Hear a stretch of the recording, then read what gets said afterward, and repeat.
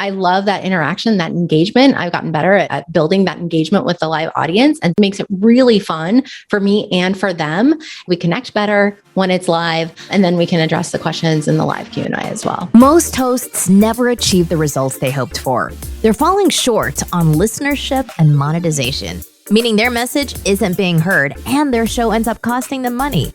This podcast was created to help you grow your listenership and make money while you're at it. Get ready to take notes. Here's your host, Adam Adams. What's up, podcaster? It's Adam A. Adams, your host. And today we are talking with somebody who is a Facebook ad specialist. She also has a podcast that is connected with her business to bring more impact and income through her people. And this is where I want to start with Monica. Monica Louie, all of her links, her bio, that's already in the show notes. So easy for you. You just scroll down and you can read anything you want to read, connect with her any way that you want to connect with her. Her podcast link is there as well. So let's jump in. Monica, I was wondering how you use your podcast in conjunction with the business that you have and any takeaways that could help another person who might be in the same situation. Yeah. So I have my ads agency. So we have a virtual team. We run ads for 6, 7, 8-figure online businesses. And then I also teach Facebook ads. So I know the importance of growing your audience and, warming them up. And as a longtime podcast listener, I knew that one day I probably would have my own podcast because I just love finding great podcasts and just diving into them and binge listening when I find a really good one. So I know that how podcast as a listener has helped me build those relationships with my mentors. And so I wanted to create that same thing. So that's my goal. And initially in building my podcast, another benefit along with helping me create those relationships with my audience is that it's been a really great tool for networking. I love networking, meeting other business owners. And so it's been a great platform for me to use to bring guests on my show, build relationships with them if I want to learn more about their business, or friends that I have made online, bring them and have them showcase their business and what's working really well in their business. So it's been a great learning tool for me as the interviewer, but also it's been really great for networking when I interview people on my show and then I see them at the conference. We already had that rapport, and it's even led to referrals and clients, which was not the goal initially in building the podcast. I really was focused on the listener, but it's been great to bring really great guests on my show as well. So what I think I'm hearing, and I might not have gotten all of them, but a few of the benefits that you've had and how you use your podcast is one of them, you interview people on the show and you're able to connect with them, network with them, become more friends with them, and you could possibly do business with them. You could also, and you've seen a few referrals come from the guests that you've had on your show. That's a big one. The next big one is adding more value to your avatar on a consistent basis, staying in front of them, being able to be yourself and relatable so that they can ultimately decide, hey, I need somebody to do Facebook ads for me. I may as well call Monica because I get a lot of value from her. I know she knows what she's doing. And on top of that, it sounds like it helps with either the guests or the listener. And I've seen this in my business as well. When I'm at a conference that's related to the business, for example, I used to have a real estate podcast, and then I would go to a real estate place and everyone knew my name. And the same thing with this last time that we went to a podcast space. Well, not everybody knew our name in the podcast space yet, but it was actually interesting to have a couple dozen out of, I think it was like 3,000 people. That's bad odds, but it still was really cool to have a couple dozen people come up and say, I love your podcast. I listen every day. And that connection helps so much to streamline further the relationships that we're building. And was there any other things that you use your podcast for that you should mention to us now? Well, I think another benefit, again, not intentionally, one of the goals was to help me improve my speaking ability. And So it has helped lead to me speaking on more stages and at more conferences just by, again, making connections. So I spoke at Podcast Movement, which is, I think, how we connected. And so I've spoken there a couple of times, and really, I wouldn't be speaking at that conference if I didn't have my own podcast. And so it's really opened up the doors for other speaking opportunities and other ways to connect with my audience as well. That's awesome. There's this guy named Pete Vargas who talks about you getting on as many stages as possible. Stages for him are podcasts are a stage, virtual meetups are a stage, virtual conferences are a stage, in-person conferences are a stage. There's some webinars are a stage, conjoined like collective webinars where you're promoting your friends are all stages. And he talks about it being like a really awesome way to stand on the shoulders of giants, stand on the shoulders of other people leading your industry, like you spoke at Podcast Movement. And now you're able to get in front of the people that they've been adding value to. I feel like it's called like hacking. It's like hacking into the followers of all of these people. And I think it comes a lot. Like you mentioned, you said, because of the podcast, I'm able to get on more stages. And I've noticed that when we have a thought leadership platform, like when you have a thought leadership platform, people think of you first as somebody who can add value on their stage.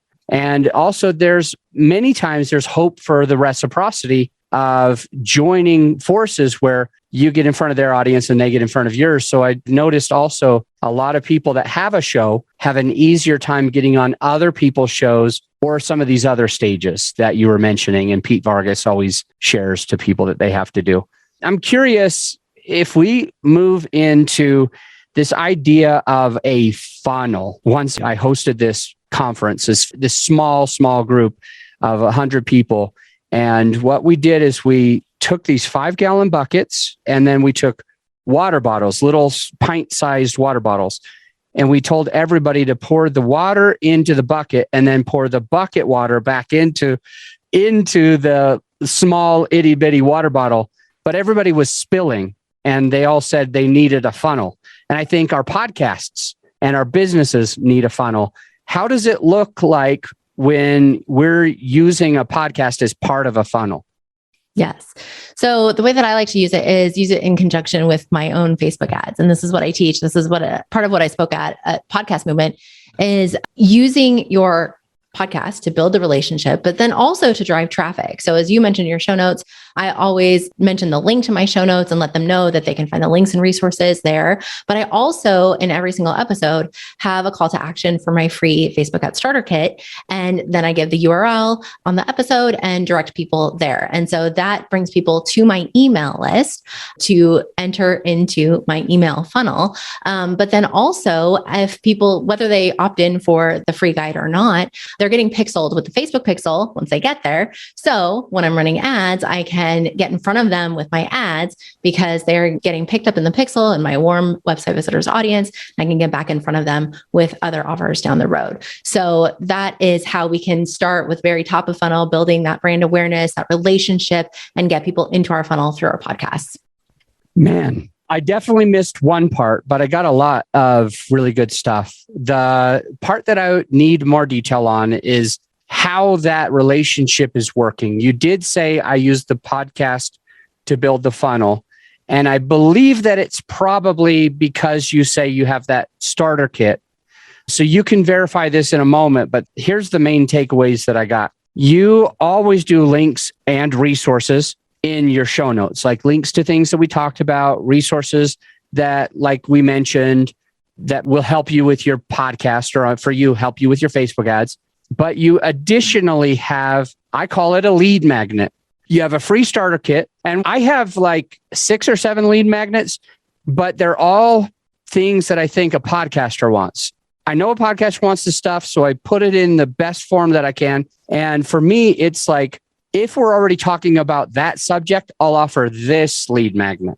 If we're talking about a different subject, I'll offer this other one. Like if we're talking about mics, I'll share my PDF that has all the vetted mics. If we're talking about how to monetize a show, I'll share like, here's a template that'll help you get your sponsors. And you've got this thing like called a free starter kit, and it sounds like you said you mentioned it on each and every one. 2 questions on that. The first one that I think is really important for somebody who's so good at marketing, like that's your business, marketing is your business. Do you offer this startup kit as a recorded ad, or do you shoot from the hip or read it live each time, where it just kind of maybe sounds more like it's coming from the heart? You're just speaking into the listener. Oh, and by the way, go ahead and get this if that'll be helpful. Which way do you kind of like lean? Is it a recorded ad or a live read ad? Yeah, I do it live every single time. So most of the time it's a starter kit. If I have a webinar coming up or something, then I'll, switch to that because that's the thing at the moment. But I do it live and I share about the benefits of it in each episode. So I think of a webinar as another like funnel. I think of it another step. It's another lead magnet. When I run webinars, we're able to have, I think it's called a CSV file. Honestly, I don't remember what it's called, but we're able to like download all of the people that wanted to be on there. And we would be able to tell them little checkbox that join this webinar and we'll send you emails to make sure that they're allowed to be on there. Do you think of a webinar also as like part of a funnel, part of like the top of the funnel, getting people to take like that second action from the first? Absolutely. A webinar is definitely a lead magnet on its own, but you can also get your warm audience to opt in for the lead magnet to join the webinar. But definitely, so that's a way to promote that. So that's why when it's time, then I'll share that on my show too. Are your webinars mostly evergreen pre-recorded webinars, or are they mostly live Q&A? Like, even though I might do the same webinar lots of times, I want to be doing it like I want to actually be doing it and not recorded. Which way do you kind of lean, or do you both? Yeah. So I have done recorded in the past, but right now I'm doing live, and I love that interaction, that engagement. I've gotten better at building that engagement with the live audience, and it makes it really fun for me and for them. We connect better when it's live, and then we can address the questions in the live Q&A as well. Hopefully, listener is going to want your starter kit anyway. But I also would love to hear like an idea of, since you say it on every episode, what exactly do you say about that starter kit? How do you get us hooked and know that we need to have a starter kit to be able to be more successful? Yeah. So I say something pretty similar to, if you're ready to grow and scale your business this year using Facebook and Instagram ads, then I invite you to grab my free Facebook ad starter kit. You can find that at monicalouie.com/guide. The starter kit takes you through the 6 simple steps to create campaigns that convert. Plus, there's a glossary in there. If you're new to Facebook ads, it has its own kind of lingo, so you'll never be lost. But then also there's a really cool checklist at the end. So you can make sure that you've got everything you need when you dive into the ads manager. So you can grab that at monicalouie.com/guide. All right, perfect. So it starts out like, I feel like you call out your avatar. Yeah. You let them know, like, instead of giving a whole bunch of fluff in the beginning, like just stuff that doesn't matter to somebody, you start by at least letting that person know that you know what they're looking for. So if that's them, they're probably going to listen to the rest. So if you're ready to do Facebook ads, if you're ready to take your business to the next level, then the person's like, oh yeah, I actually do want to start doing Facebook ads or whatever. Then you say, I invite you to take advantage of, and you tell them what it is. And then you go into a small amount more detail, not much. It was still very short and sweet, and I think that helps it be effective. But you said it is the 6 simple steps. And I think I've done a little bit of research, and I found out, like, if you say 3, which is the most common, most popular number that people will click on, or 5 or 1 or 6 or whatever steps, it goes 3, 5, 1, 6. It's kind of the thing that I've seen. But if you say these 6 steps, it's interesting because somebody will think like, what am I missing out on? I might know lots of steps, but I'm not sure if I know these 6 steps. And I definitely want to be effective. So it helps them be more likely to take advantage of that. When they go to, I think you said it was monicalouie.com/something.com, which whatever it is, we'll put it in our show notes so that they can find it. But with that said, when they go there, what are they, is there like 7 different calls to actions? Like here's my bio, here's the about us section. Is that kind of what that looks like? Or is it short and sweet and has like one CTA?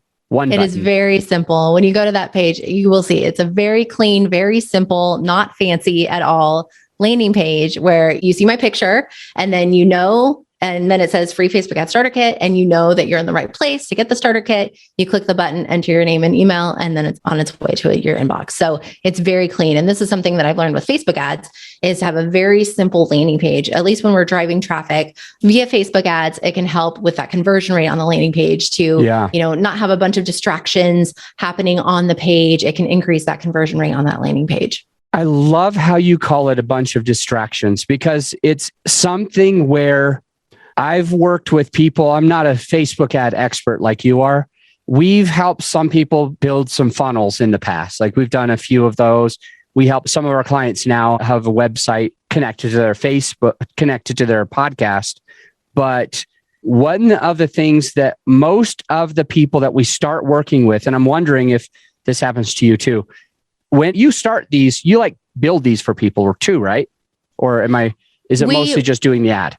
We do the ads. Yeah. Okay. Well, the reason I'm saying is I've just seen so many people that I think it's partly this fear of missing out, or this thought of, well, I don't want them to not know about me. If they want to see my bio, they've got to have access to that. Or if they want to see like my partners, they've got to have access to that. So most of the people we've worked with naturally want to have 7 different buttons.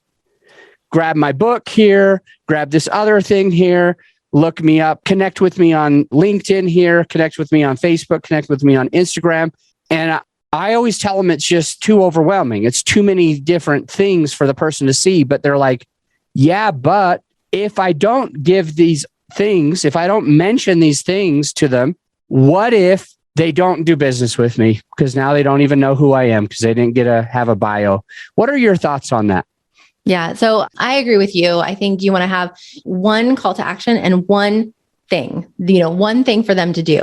At the end of the starter kit, I do have a page where it's about me and it's my bio and a little bit about what I do and who I work with. And then in the welcome series, so in the nurture sequence, as they get on my email list, and then we have a welcome series to tell them a little bit about my story and how I got into Facebook ads, give them some more value around Facebook ads. And then it leads into the positioning of the product if they want to take the next step into working with me. So that's how I handle that. So I'm trying to visualize this myself and let our listener also just have this at least in their mind's eye. Your podcast is at the very top of a funnel. Mm-hmm. And having them take a little action and confidence in you enough to give you their email address to get this awesome, valuable free starter kit so they can go to the next level is kind of like the second step of this funnel where they're coming closer down to the bottom. And these emails maybe perhaps could be the third step of the funnel, where you're continuing to add value. You're talking a little bit more about you, where you came from, your story, letting them follow that in bite-sized pieces. And the emails are going toward a different call to action. They're going towards something like, perhaps I'm guessing here, work with us, schedule a discovery call with my company, or join our, we've got this online course that gives you more A to Z. So there's like a third step. And the fourth and final step is like after the discovery call, it's like, we can do this for you. I probably taught you how to do this free starter kit. Some of you are going to be great with it. Some of you want a little bit of help. My team helps. This is how we do it. Is that kind of what your funnel looks like? And if I missed anything, could you fill in the gaps? Yeah. So it's very similar to that. Really, the funnel points people to Flourish with Facebook Ads, which is my online program where people can learn Facebook ads. We've found with the agency side of the business that we haven't really needed a funnel with that, with word of mouth and me doing my own podcast interviews and things like that and speaking on stages. We have people coming to us naturally, but that is something that we'll mention in an email from time to time about, click here to see what it's like to work with us. So really the funnel is focused on Flourish with Facebook ads because that's how I can help more people with their Facebook ads. Whereas the agency done for you model, we like to be a smaller boutique agency and really give a premium level of service to our clients. So we like to keep a small number of clients so we can give them the high level of attention. So that's the way that we've handled that. But yeah, I mean, the funnel very much builds that relationship. I continue to give value throughout the emails about here are some tips to lower your costs, things like that. And then it points people to Flourish. And then if they don't opt in for, take advantage of the offer for Flourish, then they're just on my weekly newsletter and I continue to stay in touch with them via email. And then they'll be notified the next time I do a promotion for Flourish or have a flash sale or something like that. That's good stuff. You mentioned something a little bit earlier about a pixel. Now, yes, my guess is there's 3,500 people listening right now, and 7 of them know what you're talking about. 7 of them are like, oh yeah, pixel data. We do that all the time. That's obvi. Obvi is like a way to say obvious. My kids taught me. Anyway, let's move on. Pixel data. I think very few people know what that is. If you know what that is and you're listening, applaud yourself. You're probably at the next level. But if you don't, Monica's about to share what is this whole pixel data. It sounds like she's taken photos with a digital camera or something. Yeah. So a pixel, it's a piece of code that I've got to preface this. I'm not very techie. What I'm going to say is sounds techie, but I'm not techie at all. So the pixel is a piece of code that Facebook is associated with your ad account. And all you do is you copy and paste it into the back end of your website and all your landing pages. So I use Leadpages for other landing pages, like that free guide landing page. So you need to put it in the back end of every single website and web page. If you have your main domain and you paste it in there once, then it'll cover every page on that main domain. But what it does is it allows your website to communicate with Facebook. And so this allows us to do a few different things. So when we're running our ads, it allows Facebook to track the conversion. So as I'm running ads to my free Facebook ad starter kit or for my webinar or whatever, I can tell Facebook that, hey, I'm pointing people to this page, but when they get to this thank you page, confirmation page, then that is a conversion. So that communicates to Facebook to say, okay, we got a conversion. This worked the way that we wanted it to. So that helps the algorithm optimize the ads to show the ads to more people in the audiences you select who are more likely to convert. So it sees who's actually engaging, who's actually taking that step that you want people to take. And then it helps the algorithm to focus your ads to help you get better conversions. So that's one way that it allows you to use the pixel. The other way that I mentioned earlier is it allows me to create an audience of people who visited my website. So whether they opt in for my starter kit or they go to my Work With Me page or whether they just check it out and then leave, they're pixeled. And so I can create an audience of people who visited my website and then get back in front of them with my ad. So maybe I get back in front of them with the starter kit and an ad. So maybe they got distracted when they were on my site and then maybe they see the ad and they opt in that way. So it allows me to get back in touch with them, even though they haven't joined my email list yet. And so I can let them know what's going on. Okay. My sweetheart and I were at a French restaurant. And there was this wine that was relatively inexpensive, but fantastic. It was just delicious. So I looked it up. I went to their website. And then for a week or two after that day, including the I don't remember if it was that evening, but it was certainly by the very next day, I started continuing to see ads of discounted products, wine products from that same winery. And I'm wondering if it's because they may have used pixels, do you think? Absolutely. Yep. That's exactly what they did. All right. Perfect. So now we know they get on our website, and because of this code, we don't necessarily need their email address, but we're able to, I think because of cookies or something, I'm not sure, you could correct me, you're going to be able to take that list and use them as your target audience on these other platforms. Is that right? Yeah. So you don't get a list per se. Facebook, protects privacy and all of that. But if they go to your website, then they can be picked up in this website as an audience and you can get back in front of them. And then once they join your list, then you'll have that information. Really, really good stuff. Wondering, so you gave us lots of pieces of the funnel that you use And I'm curious if you can look from like a Facebook ads perspective, since that's your expertise, for the listener who is a podcaster or about to start a podcast. How would they use Facebook ads to grow their podcast and or their business as a podcaster? Absolutely. Okay. So the one way is to do exactly what I do, where I send people to my show notes page. They're pixeled when they visit that. I like to put all the links and resources because as a podcast listener, I love to be able to, if I hear a cool tool or book or something that I want to go check out, then I love it when they put the links and the resources in the show notes. So that's what I started doing with my own podcast from day one, because me as a listener, I think that's super helpful. So I have the call to action to go check out the links and resources in the show notes. So when people go there and I put the URL for that show note page in my description for my podcast. So it's right there. And then when they go there, then they're pixeled. And so I can get back in front of them with my freebie for my lead magnet, with my next promotion, whatever that is. And then to grow the podcast, one thing that we have done that works really well is to run ads for your, a popular show, or maybe you have a great guest or a topic that is going to resonate really well with your target audience. And then just like you would promote your show on social media, I know you've talked on your show about using the Headliner app to make the graphics and with the audio and all of that. So we'll use that. And then we'll just plug that into an ad. And then we can target people who are likely to be interested in what our show is about. And then also we'll narrow the audience to people who are interested in podcasts, because we're hoping that if they're interested in podcasts, they're interested in listening to podcasts.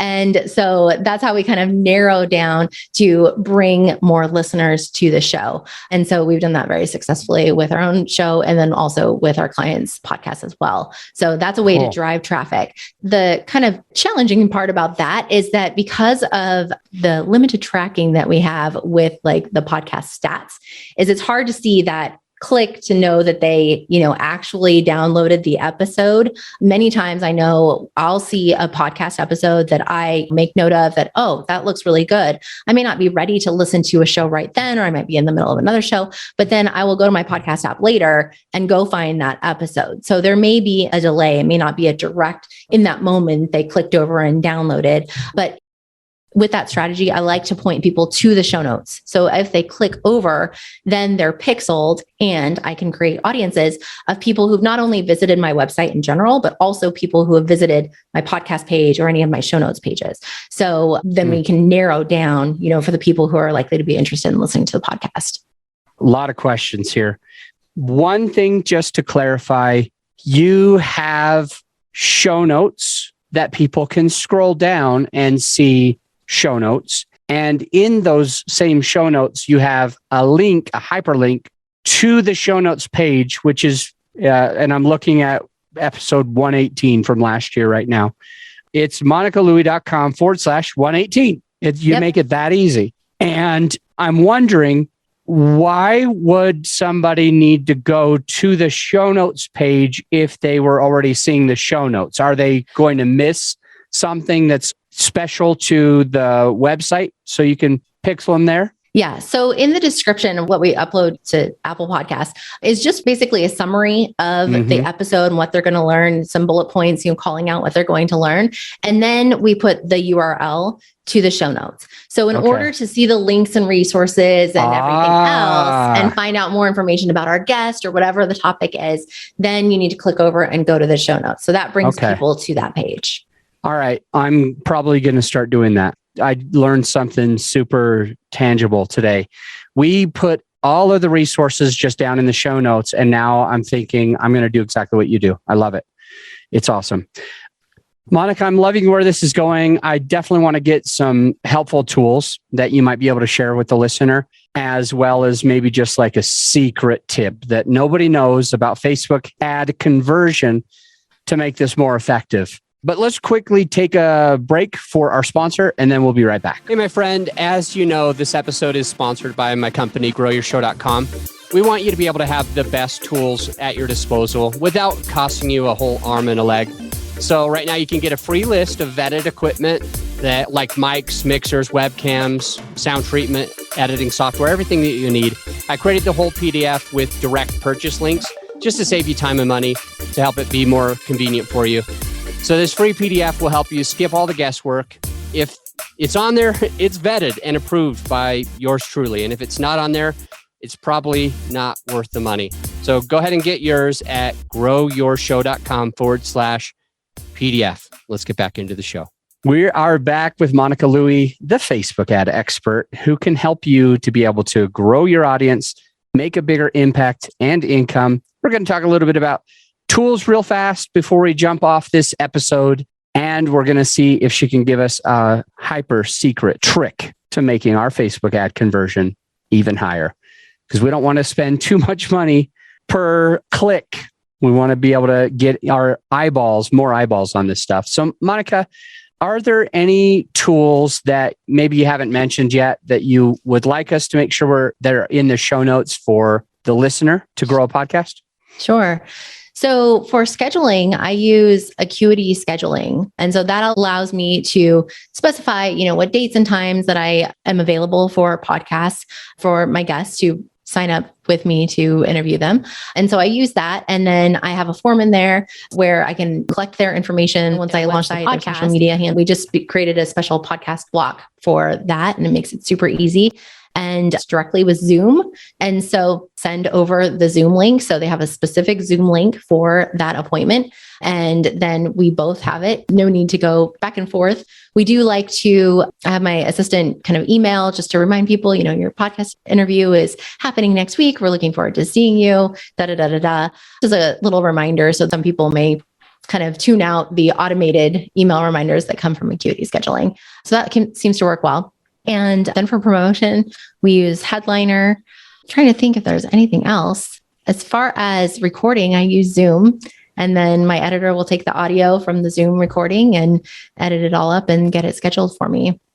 Oh, good stuff. I'm going to share what I just learned from you. Acuity, I use Calendly, but Acuity, very similar. It simplifies your guest onboarding process. It just makes your guest onboarding process a bit easier. Once they go to the link, they are able to put like their headshot, their bio, all the stuff that you're going to need. They might even know if there's some questions. You can add that to the template so they can see those ahead of time. And additionally, you like Acuity, and I like Calendly for the same reason, is that it integrates with Zoom. So it'll generate a brand new link, a unique Zoom link, to be able to record. Mm-hmm. And on top of that, to make it more likely that the person will definitely be on, is you send, or you have your assistant send a reminder email to the guest. The next takeaway is for promotion, you use Headliner. And my team really loves Headliner. We use it for all of our clients. So these are places where you can get shorter clips, video clips, teasers, trailers. You can build this and it can make it look so professional with just a couple of buttons. So we'll definitely put that. And then you use Zoom, and a lot of people poo-poo Zoom. I use Zoom too, but I like it because it's integrated with everything. Some people are like, oh, this other platform has a higher audio quality or video quality. Honestly, I think the audio quality and video quality of Zoom is good enough. I think it's plenty. And then the last resource that you mentioned, the fourth one, is that you work with an editor. Either they're on your own team or they are an editing team, but you have somebody else do that so that you're not having to wear all the hats as well. You can kind of just be the star of your show. A lot of good stuff. I really appreciate it. I'm trying to think. So we got tools. Oh, now we need, if you don't mind, Monica, what is a secret hack? Something that you recently learned or something that your team uses that you're not sure if everybody uses? For podcasting? Facebook ads, I mean. Or Facebook ads. Okay. Yeah. So, well, for Facebook ads, I think one of the things, I met with people who say, oh, I tried Facebook ads. Facebook ads don't work for me. Or they think their business is special in some way, or they didn't have good luck. They felt like they were wasting their money. And they're like, okay, Zuckerberg doesn't need more of my dollars, And so one of the things is to really think through what is the goal of your campaign. Make sure that you're setting your campaign up to optimize for that goal. So there are different whole bunch of different conversion campaign objectives. But if your goal is the opt-in for a webinar or a freebie or even a purchase, then you want to use the conversion objective. And so then to figure out if your ads are working or not, we have to look into the data. And I'm a numbers person. Not everybody is, but you want to look at just two things. So the click-through rate of your ad. What is the click-through rate? Is there room for improvement there? If people are not clicking from your ad to get to your landing page, then they're not going to be converting. So your costs are going to be higher than you want them to be. So for a click-through rate from an ad, you want minimum 1%, 3 to 4% or more is phenomenal. So the higher, the better, of course. But look at that. If there's room for improvement on your click-through rate, then that means your ad can do a better job of grabbing attention, stopping the scroll, enticing people to click over. Secondly, if you're looking for that conversion, if you have a decent click-through rate, then look at the conversion rate on your landing page. So how well is that landing page converting? Are there distractions like we talked about on the landing page? Do you have a pop-up that you forgot to disable? Do you have a whole bunch of bells and whistles and different places for people to click? Or is it a super simple landing page? And also look at it on mobile. So for the conversion rate on the landing page, I always like to shoot for 40 to 50%.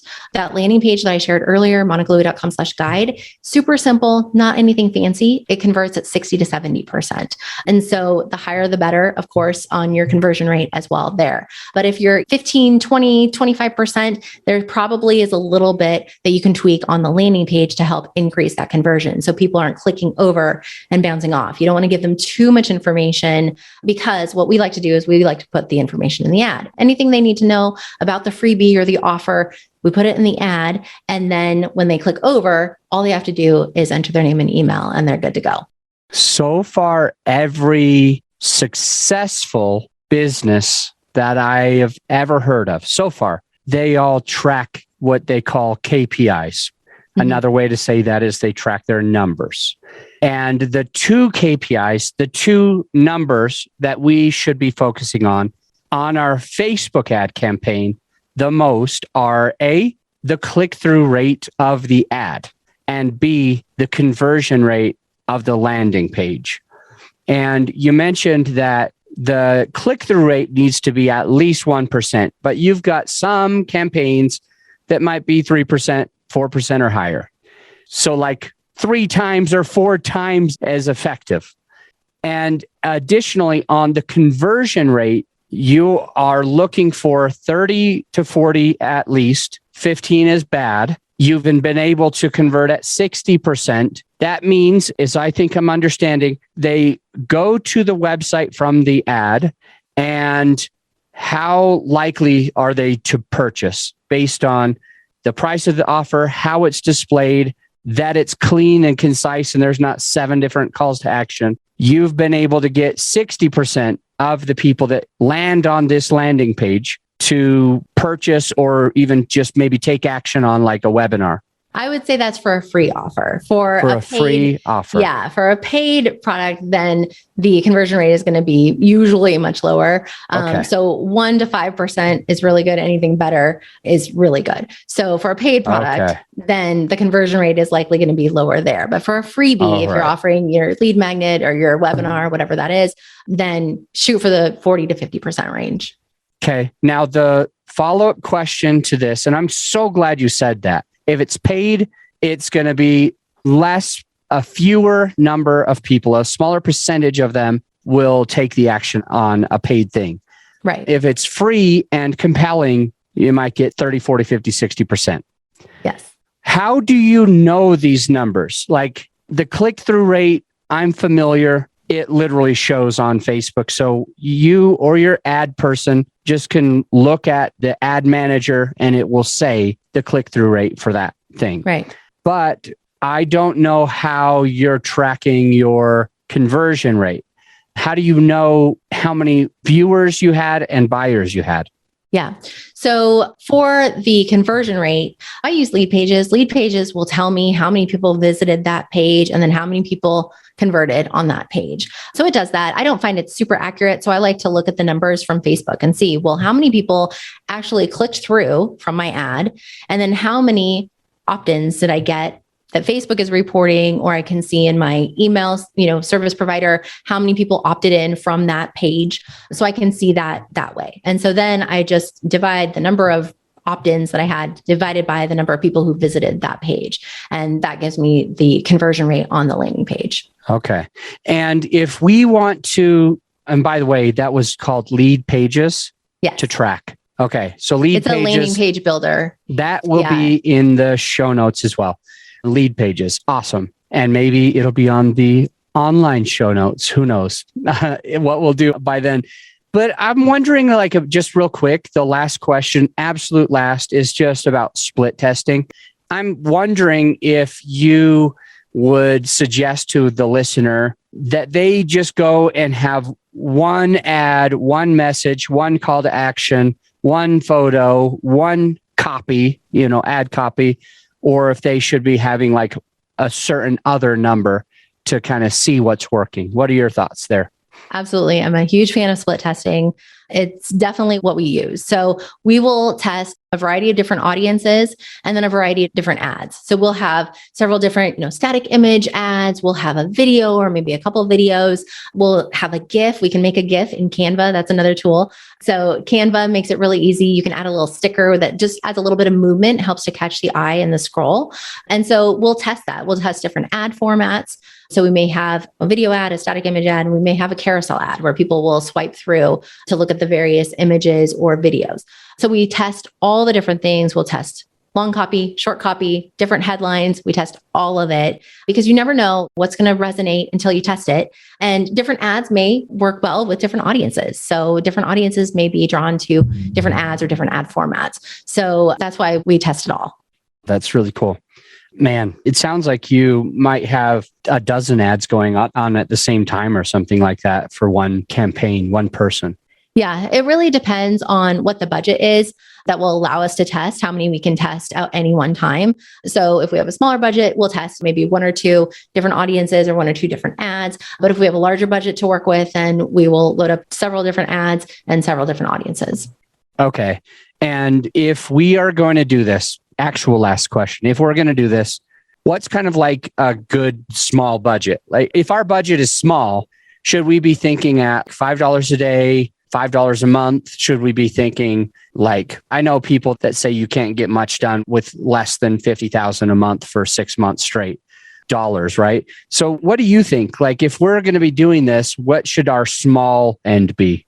Yeah. So I teach how to get started with Facebook ads for $5 or $10 a day, depending on your goal, depending on the goal of your campaign. If you have more to work with, then you can do more testing. But if you have $5 or $10 a day, that can get you started with the process, start to learn the process.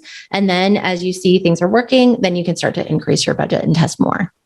A lot of valuable takeaways. Monica, really, really appreciate it. And we'll make sure all of the ways to get a hold of you are in the show notes as well. So really appreciate you jumping on. Thank you. Thank you. Thank you so much. All right. You have a good one. Bye. You too.